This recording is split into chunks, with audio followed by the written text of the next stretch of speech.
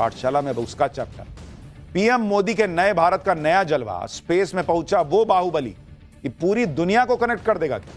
भारत के बाहुबली का वो मिशन आपके मोबाइल का नेटवर्क गायब होना भूल जाएगा क्या? अब इसका चैप्टर। प्रधानमंत्री नरेंद्र मोदी जिस नए भारत की बात करते हैं, उस नए भारत का आज एक और जलवा देखकर पूरी दुनिया दंग। भारत के वैज्ञानिकों ने आज एक ऐसा कमाल कर दिया जिसकी दुनिया में चर्चा हो रही है। आज आंध्र प्रदेश के श्रीहरिकोटा से भारतीय स्पेस एजेंसी इसरो ने अमेरिकी सैटेलाइट ब्लूबर्ड ब्लॉक 2 को लॉन्च किया है। अमेरिका के सैटेलाइट को भारत के बाहुबली रॉकेट की मदद से आज सुबह 8:54 पर लॉन्च किया। आंध्र प्रदेश में श्रीहरिकोटा के लॉन्च पैड से उड़ान भरने के 15 मिनट बाद भारत के बाहुबली रॉकेट ने अमेरिकी सैटेलाइट को धरती से करीब 520 किलोमीटर की ऊंचाई पर पहुंचा दी। यह कोई मामूली सैटेलाइट लॉन्च नहीं था। इसकी इतनी चर्चा इसलिए हो रही है कि भारत ने अपने जिस रॉकेट से अमेरिका का सैटेलाइट लॉन्च करके झंडे गाड़ दिए, अमेरिका का वो सैटेलाइट दुनिया का सबसे भारी सैटेलाइट, यानी सबसे भारी पेलोड को ले जाकर उसे सफलतापूर्वक लॉन्च कर देना, यह भारत ने कमाल किया है। और इसीलिए भारत का डंका बज रहा है कि जो सैटेलाइट भारत से लॉन्च हुआ, वो सैटेलाइट दुनिया का सबसे बड़ा कमर्शियल संचार सैटेलाइट है। कैसे यह सैटेलाइट पूरी दुनिया को एक साथ कनेक्ट कर देगा, कैसे इससे आपके मोबाइल का नेटवर्क गायब होना भूल जाएगा, इसके बारे में डिटेल से बताऊंगा। लेकिन भारत ने जिस तरीके से आज नई धूम मचाई है, पहले उसका एक ट्रेलर देखिए। 5, 4, 3, 2, 1, 0. Both F200 motors ignited.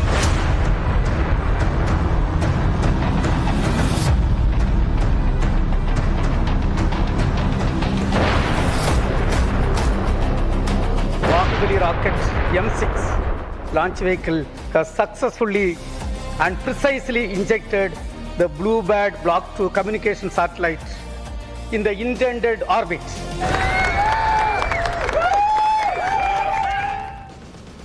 सबसे पहले भारत के बाहुबली की वो तस्वीरें देखिए जिसने स्पेस के सेक्टर में आज दुनिया भर में भारत की धाक जमा दी। और इसी की वजह से अमेरिका जैसे सुपर पावर देश भी लाइन लगाकर अपने सैटेलाइट लॉन्च करने के लिए भारत पहुंच रहे हैं। काउंटडाउन खत्म होते ही भारत के बाहुबली कहे जाने वाले LVM-3 M6 रॉकेट ने स्पेस के लिए उड़ान भर दी। इसरो के मुताबिक यह लॉन्चिंग ऐसे वक्त में हुई जब श्रीहरिकोटा के ऊपर स्पेस में हजारों एक्टिव सैटेलाइट लगातार गुजर रहे थे। इसकी वजह से मिशन को 90 सेकंड के लिए आगे बढ़ाना पड़ा। लेकिन जब एक बार बाहुबली ने उड़ान भरी तो फिर उसने अमेरिकी सैटेलाइट को उसके तय ऑर्बिट तक पहुंचाकर ही दम लिया। भारत का यह बाहुबली कितना हाईटेक हो चुका है, दुनिया को यह दिखाने के लिए इसरो ने इसकी लॉन्चिंग का एक और वीडियो जारी किया। यह वीडियो रॉकेट में लगे ऑनबोर्ड कैमरे से रिकॉर्ड हुआ, जिसमें लॉन्चिंग से लेकर रॉकेट से सैटेलाइट अलग होने तक का हर बड़ा फेज साफ नजर आ रहा है। पहले रॉकेट से इसको रफ्तार देने वाले 2 सॉलिड स्ट्रैप ऑन बूस्टर अलग होते नजर आए। ये देखिए, ये दोनों निकल गए। इसके बाद रॉकेट से सैटेलाइट को अटैच करके रखने वाला हिस्सा अलग होता नजर आ रहा है और आखिर में सैटेलाइट को उसकी तय ऑर्बिट में ले जाकर स्थापित कर दिया जाता है। भारत के बाहुबली ने अमेरिका के जिस ब्लूबर्ड ब्लॉक 2 सैटेलाइट को स्पेस में पहुंचाया, यह इसरो की कमर्शियल ब्रांच NSIL यानी न्यू स्पेस इंडिया लिमिटेड और अमेरिकी कंपनी AST स्पेस मोबाइल के बीच हुई डील के तहत तैयार किया गया मिशन है। और इसे भारत और अमेरिका ही नहीं बल्कि पूरी दुनिया के लिए बेहद खास बताया जा रहा है।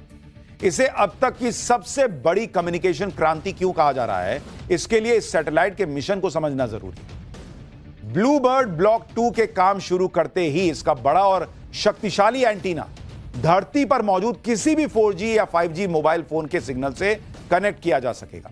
मोबाइल फोन सैटेलाइट को टावर मानकर सिग्नल भेजा जाएगा। सैटेलाइट इस सिग्नल को टेलीकॉम ऑपरेटर के ग्राउंड स्टेशन तक पहुंचा देगा।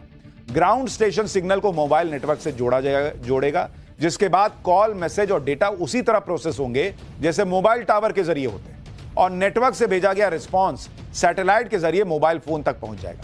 यानी बिना मोबाइल टावर के मोबाइल फोन पर वीडियो कॉल भी होगी, वॉइस कॉल भी होगी, मैसेज भी पहुंचेगा, इंटरनेट का इस्तेमाल भी होगा। इसके लिए मोबाइल फोन या सिम में किसी तरह के बदलाव की भी जरूरत नहीं होगी। जहां मोबाइल टावर नहीं है वहां नेटवर्क सीधे सैटेलाइट से मिल जाएगा। यानी दुर्गम पहाड़ी इलाके हों, घने जंगल हो, रेगिस्तान हो, समंदर हो, हर जगह कनेक्टिविटी बनी रहेगी और आपदा के समय में कम्युनिकेशन में कोई दिक्कत ही नहीं आएगी। क्योंकि भाई जब आपको मोबाइल के कनेक्शन के लिए टावर की जरूरत ही नहीं है, जहां टावर नहीं वहां सैटेलाइट से कनेक्शन कर दिया, तो कैसे डिस्कनेक्ट होगा फोन?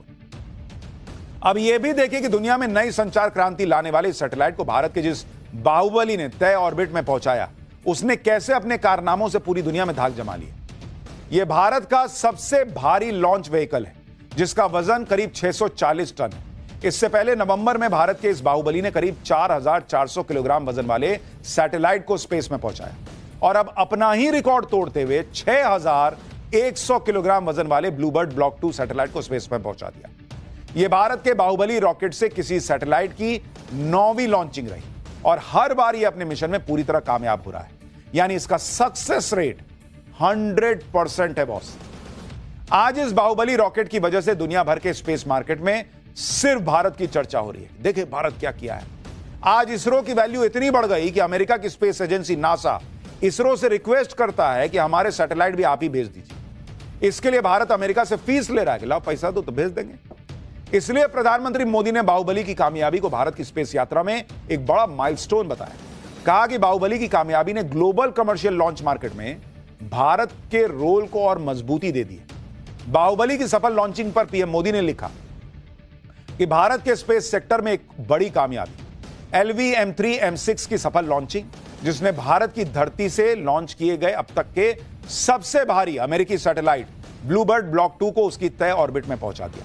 यह भारत की स्पेस यात्रा में एक गर्व से भर देने वाला माइलस्टोन है।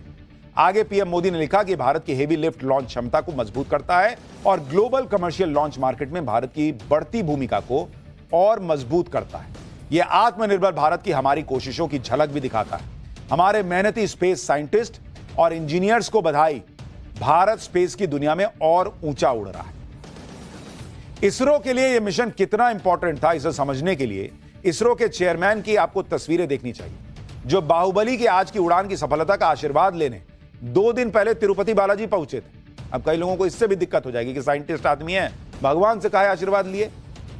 लेकिन भाई उनको सनातन की ताकत पता है, उनको ईश्वर में भरोसा है और आज बाहुबली की कामयाबी पर वो अपने वैज्ञानिकों के साथ इसका मॉडल पकड़े हुए नजर आए। सुनिए बाहुबली की कामयाबी पर इसरो के चेयरमैन ने क्या कहा।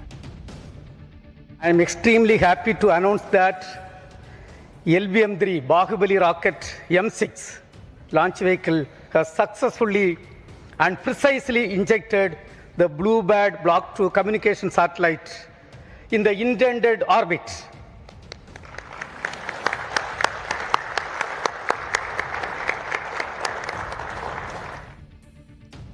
आप यह भी देखिए कि जो भारत कभी अपने सैटेलाइट लॉन्च करने के लिए दूसरे देशों के भरोसे रहा करता था, आज दुनिया के बड़े बड़े देश अपने सैटेलाइट की लॉन्चिंग के लिए भारत पर भरोसा कर रहे हैं।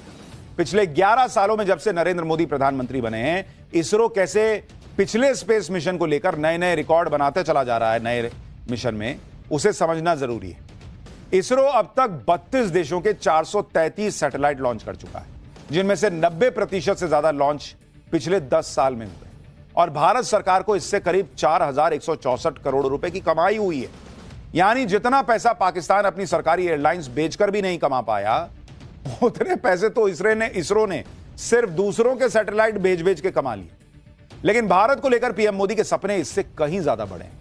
पीएम मोदी का target global commercial launch market में भारत को लीडर बनाना है और यह मार्केट कितना बड़ा है इसको समझिए। साल 2025 में ग्लोबल कमर्शियल स्पेस लॉन्च का मार्केट 84,000 करोड़ रुपए के पार पहुंच चुका है, जिसके अगले 10 सालों में यानी साल 2035 तक 3,29,345 करोड़ रुपए पहुंचने का अनुमान है। पीएम मोदी का टारगेट है कि भारत इन 10 सालों में ग्लोबल कमर्शियल लॉन्च मार्केट में जो उसका अभी का शेयर है वो बढ़ाए और 8 से 10% तक उसे ले जाए। अभी का शेयर 2% है। पीएम मोदी के इस टारगेट को हासिल करने के लिए इसरो ने पूरी तैयारी कर ली है।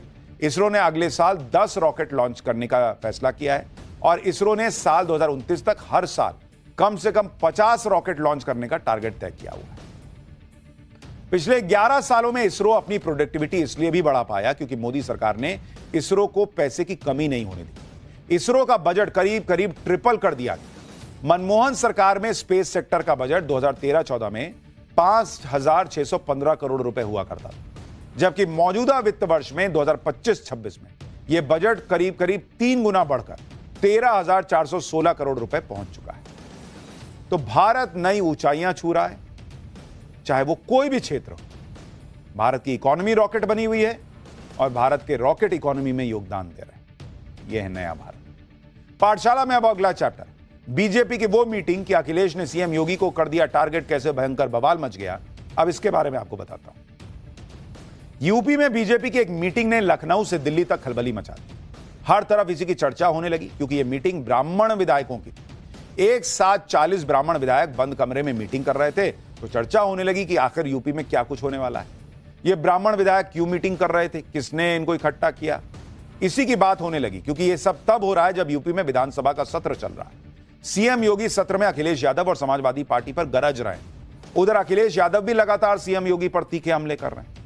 यूपी में चुनाव तो अभी दूर है, लेकिन माहौल एकदम से गर्मा गया है। पहले योगी और अखिलेश के बीच टक्कर का एक ट्रेलर देखिए, फिर क्या हो रहा है यूपी में, अखिलेश यादव कैसे सवाल उठा रहे हैं, योगी क्या जवाब दे रहे हैं, सब दिखाएंगे।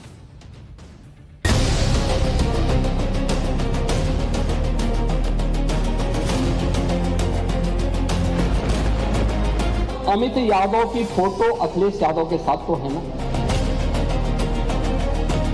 मेरे साथ खड़ा होने वाला ही अगर माफिया है तो मेरी तस्वीर तो मुख्यमंत्री जी के साथ ही है। जो माफिया है उन पर बुलडोजर चलना चाहिए।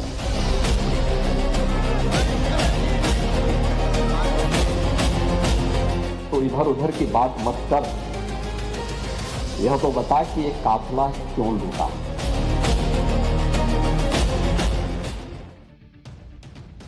इधर मुख्यमंत्री योगी आदित्यनाथ ने विधानसभा में समाजवादी पार्टी को धुआं कर रखा है, तो आज एक तस्वीर ने बीजेपी के अंदर सियासी बवाल मचा दी क्योंकि यूपी के 35 से 40 ब्राह्मण विधायकों ने आज लखनऊ में बैठक की। अब ये बातें होने लगी कि आखिर ब्राह्मण विधायकों को इस तरह से इकट्ठा किया गया क्या और उसका क्या मकसद था। यूपी में ब्राह्मण ठाकुर की राजनीति को बहुत हवा दी जाती है, उसके नैरेटिव में इस मीटिंग ने आग में घी का काम कर दिया।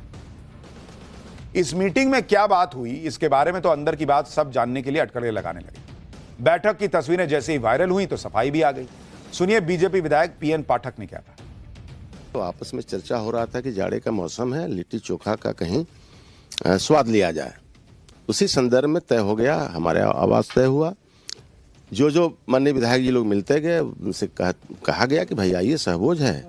और उसमें संजोग से कि केवल उसमें ब्राह्मण थे, ब्राह्मण भूमिहार थे। अगली बार होगा तो सभी जात के विधायक रहेंगे। बीजेपी के विधायक कह रहे हैं कि ये सिर्फ संयोग था कि खाली ब्राह्मण और भूमिहार आए। अब ये संयोग लोगों के गले के नीचे नहीं उतर रहा, सियासी अटकलें लगाई जा रही हैं। इससे पहले उत्तर प्रदेश में ठाकुर समाज के विधायकों ने भी बड़ी बैठक की थी, लेकिन ब्राह्मण विधायकों की बैठक के बाद कई तरह की चर्चा शुरू हो गई, जिसके बाद समाजवादी पार्टी एक्टिव हो गई। ब्राह्मण विधायकों की बैठक पर शिवपाल यादव ने क्या कहा, सुनिए। पिछले सत्र में भी किसी वर्ग की मीटिंग बुलाई गई थी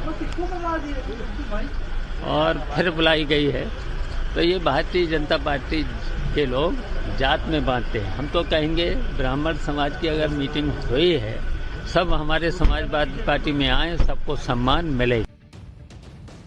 यूपी में ब्राह्मण ठाकुर के इस नैरेटिव के बीच अखिलेश यादव अपने पीडीए को संभाल कर रखना चाहते हैं। आज उन्होंने यूपी बीजेपी के नए अध्यक्ष पंकज चौधरी के बहाने बीजेपी पर निशाना साधा। अखिलेश यादव का कहना है कि बीजेपी ने 7 बार के सांसद को यूपी बीजेपी अध्यक्ष बना दिया, जबकि 5 बार के विधायक को पार्टी का कार्यकारी अध्यक्ष बना दिया। अखिलेश यादव ने कहा कि एक दल के रूप में बीजेपी खत्म हो चुकी है। तथाकथित दल के नाम पर बस कुछ लोग हैं जो स्वार्थ की सियासत में एक दूसरे से बंधने पर मजबूर हैं। वैसे एक दूसरे को फूटी आंख नहीं सुहाते और घुमा फिराकर आपस में ही छीटाकशी और टांग खिंचाई करते रहते। भाजपा कुछ खुदगर्जों का खानदान है, बाकी सबके हिस्से आता अपमान। अखिलेश यादव ने आज सरकारी नौकरियों में ओबीसी एससी एसटी के आरक्षण में लूट का आरोप भी लगा दिया। उन्होंने दावा किया कि बीते 5 सालों में आरक्षित पद लूट लिए गए। उनके मुताबिक पिछले 5 साल में हुई सभी भर्तियों में पीडीए के पदों की लूट हुई है। पिछली 4 भर्तियों में 30,000 से अधिक पीडीए पदों की लूट हुई। इन सभी भर्तियों में चोरी पकड़े जाने के बाद सरकार ने तथाकथित कमेटी गठित की थी, लेकिन आज तक कार्रवाई नहीं हुई, केवल मीडिया मैनेजमेंट हुई। आरक्षण मारने के नॉट फाउंड सूटेबल जैसे गैरकानूनी फॉर्मूले को अब कोर्ट में चुनौती देने का समय आ गया है। दरअसल बीजेपी के एजेंडे में नौकरी है ही नहीं और पीडीए समाज के लिए तो बिल्कुल नहीं। बीजेपी जाए तो नौकरी भर्ती आए। अखिलेश यादव के आरोपों का जवाब सीएम योगी ने विधानसभा में दिया। योगी आदित्यनाथ ने समाजवादी पार्टी का नाम लेकर उन्हें 2017 से पहले वाला यूपी याद दिलाया। नौकरी और भर्ती में लूट के आरोपों पर सीएम योगी ने क्या जवाब दिया है, सुनिए एक बार। आप एम्प्लॉयमेंट की बात कर रहे थे, आपने शिक्षाविद भरे तो थे लोक सेवा आयोग में भी और शिक्षा आयोग में भी। क्या क्या कारनामे किए थे उन्होंने, क्या क्या कारनामे किए थे? जो हाई स्कूल 3rd डिवीजन था, इंटरमीडिएट 3rd डिवीजन था, आयोग का अध्यक्ष हो गया था। यानी यूपी में सियासत तो गरमाई हुई है, इसमें कोई दो राय नहीं।